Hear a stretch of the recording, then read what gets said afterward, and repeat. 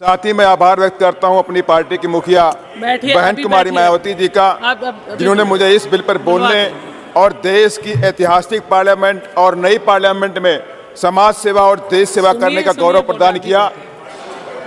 उपसभापति महोदय, मैं इस बिल के समर्थन में खड़ा हूं।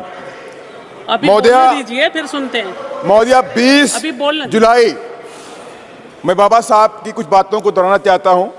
20 जुलाई 1942 को नागपुर में बाबा साहब डॉक्टर भीमराव अम्बेडकर ने अखिल भारतीय शोषित वर्ग महिला सम्मेलन के आयोजन में कहा था कि मैं किसी भी समाज की तरक्की इस बात से देखता हूं कि वहां महिलाओं ने कितनी तरक्की की है। यानी जिस समाज की महिलाएं प्रगति नहीं करती वह समाज कभी प्रगति नहीं कर सकता। बाबा साहब डॉक्टर अम्बेडकर महिलाओं की प्रगतिशील बनाने के लिए उनकी शिक्षा में भागीदारी, सामाजिक और आर्थिक स्तर में भागीदारी सुनिश्चित करना चाहते थे।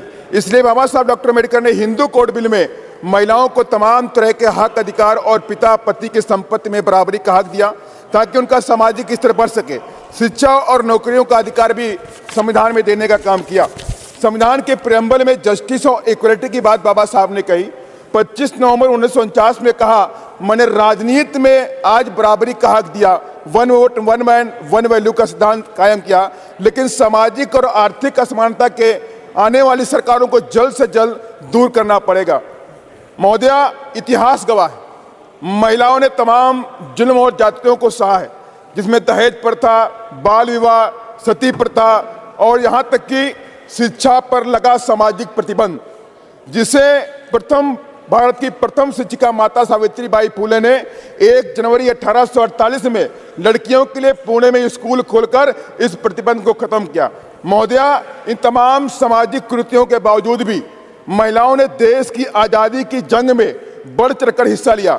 चाहे रानी लक्ष्मीबाई हो, सरोजिनी नायडू हो, बेगम हजरत महल, झलकारी बाई कोरी, उदा देवी पासी, बिजली पासी, चाहे मुजफ्फरनगर की महावीरी देवी वाल्मीकि, यहाँ तक कि दुर्गा देवी, जिनको दुर्गा भाभी के नाम से जाना गया, चाहे सिक्किम से हेलेन लेप्चा हो उर्फ सावित्री देवी हो, नागालैंड से चाहे रानी जायदिन लियू हो, चाहे वो गोरखा से पुतलीमाई देवी जी हो, इन सभी महिलाओं ने तमाम महिलाओं ने अपने प्राण देश की आज़ादी के जंग में न्यौछावर भी करने का काम किया है।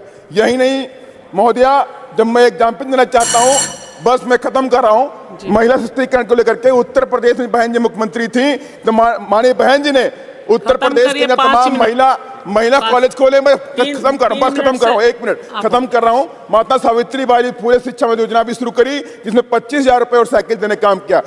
महोदया, मैं आपके माध्यम से केंद्र की सरकार से अपील करता हूँ कि अगर महिला सशक्तिकरण देना है तो SC, ST, OBC की महिलाओं को भी इसमें अलग से रिजर्वेशन देने का प्रावधान करें, क्योंकि पूरे देश के अंदर आज भी इन महिलाओं के साथ में अत्याचार होता है। अगर सही माने में मैं फिर से आपके माध्यम से केंद्र की सरकार से अपील करता हूं, SC, ST, OBC की महिलाओं को 33% आरक्षण में रिजर्वेशन सुनिश्चित करने का काम करें। इसको संज्ञान में ले, गंभीरता से ले। धन्यवाद।